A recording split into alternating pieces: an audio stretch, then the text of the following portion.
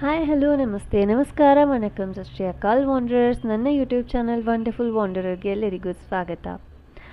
ಇವತ್ತು ನಾವು ಹೊರಟಿರೋ ಜಾಗ ಶರಾವತಿ ಮ್ಯಾಂಗ್ರೋವ್ ವಾಕ್.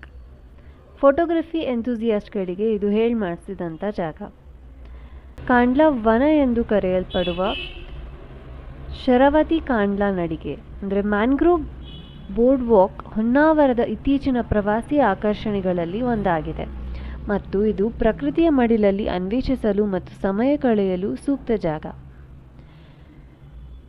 ಮ್ಯಾಂಗ್ರೋವ್ಗಳನ್ನು ರಕ್ಷಿಸಲು ಮತ್ತು ಸಾರ್ವಜನಿಕರಿಗೆ ಅದರ ಬಗ್ಗೆ ಮಾಹಿತಿ ಮೂಡಿಸಲು ಕರ್ನಾಟಕ ಅರಣ್ಯ ಇಲಾಖೆಯಿಂದ ನಿರ್ವಹಿಸಲ್ಪಡುವ ಇದು ಪ್ರಕೃತಿ ಪ್ರಿಯರಿಗೆ ಸೂಕ್ತ ಸ್ಥಳವಾಗಿದೆ. ಮ್ಯಾಂಗ್ರೋವ್ ಬೋರ್ಡ್ ವಾಕ್ ಹೊನ್ನಾವರದಿಂದ ಸುಮಾರು 3 ಕಿಲೋಮೀಟರ್ ದೂರದಲ್ಲಿರುವ ಎಕೋ ಬೀಚ್ ಎದುರು ಇದೆ. ಈ ಪ್ರದೇಶದಲ್ಲಿನ ಪ್ರಾಣಿ ಮತ್ತು ಸಸ್ಯವರ್ಗವನ್ನು ಅಂದರೆ ಫ್ಲೋರಾ ಆ್ಯಂಡ್ ಫೌನಾ ಉಲ್ಲೇಖಿಸುವ ಸೈನ್ ಬೋರ್ಡ್ಗಳು ಮ್ಯಾಂಗ್ರೋವ್ಗಳ ಬಗ್ಗೆ ಸಂದರ್ಶಕರಿಗೆ ಶಿಕ್ಷಣ ನೀಡುತ್ತವೆ.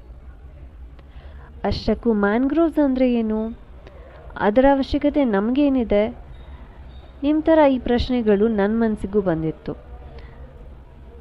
ಅದಕ್ಕೆ ಗೂಗಲ್ ಮಾಡಿದಾಗ ನಾನು ತಿಳ್ಕೊಂಡಿದ್ದು, ಮ್ಯಾಂಗ್ರೋವ್ಸ್ಗಳು ಉಪ್ಪು ಸಹಿಷ್ಣು ಮರಗಳು ಮತ್ತು ಪೊದೆಗಳಾಗಿದ್ದು ಅವು ಕರಾವಳಿಯ ಅಂತರ ಉಬ್ಬರವಿಳಿತದ ವಲಯಗಳಲ್ಲಿ ಅಂದರೆ ಕೋಸ್ಟಲ್ ರೀಜನ್ಸಲ್ಲಿ ನಿರ್ದಿಷ್ಟವಾಗಿ ಸಿಹಿ ನೀರು ಮತ್ತು ಉಪ್ಪು ನೀರು ಮಿಶ್ರಣವಾಗುವ ಪ್ರದೇಶಗಳಲ್ಲಿ ಬೆಳೆಯುತ್ತವೆ.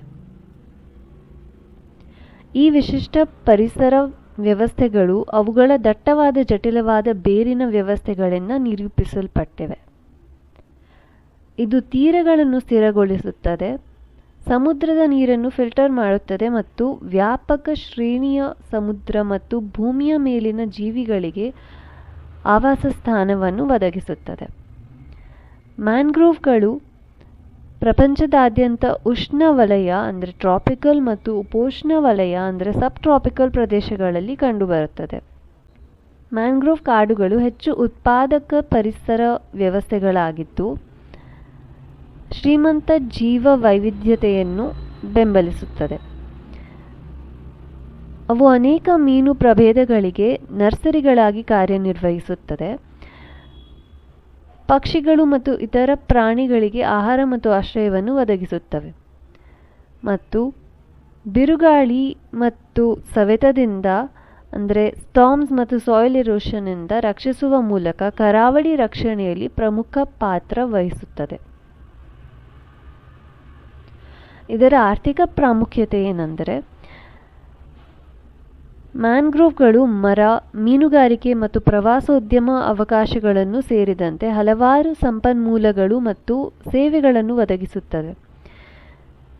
ಅವು ಇಂಗಾಲದ ಪ್ರತ್ಯೇಕತೆಯಲ್ಲಿ ನಿರ್ಣಾಯಕ ಪಾತ್ರವನ್ನು ವಹಿಸುತ್ತವೆ, ಹವಾಮಾನ ಬದಲಾವಣೆಯನ್ನು ತಗ್ಗಿಸಲು ಸಹಾಯ ಮಾಡುತ್ತದೆ. ಇಂಗಾಲದ ಪ್ರತ್ಯೇಕತೆ ಅಂದರೆ ಕಾರ್ಬನ್ ಸೀಕ್ವೆಸ್ಟರಿಂಗ್ ಅಂದರೆ ಫೋಟೋಸಿಂಥಸಿಸ್ ಮಾಡಿ ವಾತಾವರಣದಿಂದ ಹೀರಿಕೊಂಡ ಕಾರ್ಬನ್ ಡೈಆಕ್ಸೈಡ್ ಅದನ್ನು ತನ್ನ ಬೇರುಗಳಲ್ಲಿ ಸ್ಟೋರ್ ಮಾಡಿ ಇಟ್ಕೊಳ್ಳುತ್ತೆ. ಇದರಿಂದ ಗ್ಲೋಬಲ್ ವಾರ್ಮಿಂಗ್ ತಡಿಬೋದು ಅಥವಾ ಸ್ಲೋ ಡೌನ್ ಆಗುತ್ತೆ. ಇದರ ಅರ್ಥ ಮ್ಯಾಂಗ್ರೋವ್ಸ್ ನಮ್ಮೆಲ್ಲರ ಉಳಿವಿಕೆಗೆ ತುಂಬ ಮುಖ್ಯ.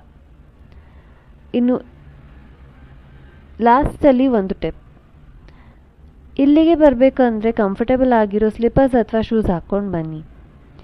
ನಾನು ತಿಳ್ಕೊಂಡಿರೋ ಮಾಹಿತಿಯನ್ನು ನಿಮ್ಮ ಜೊತೆ ಹಂಚ್ಕೊಂಡಿದ್ದೀನಿ. ವ್ಲಾಗ್ ಇಷ್ಟ ಆಗಿದ್ದಲ್ಲಿ ಲೈಕ್ ಮಾಡಿ, ಇನ್ನೊಬ್ಬರ ಜೊತೆ ಶೇರ್ ಮಾಡಿ, ನನ್ನ ಚಾನಲ್ಗೆ ಸಬ್ಸ್ಕ್ರೈಬ್ ಮಾಡಿ.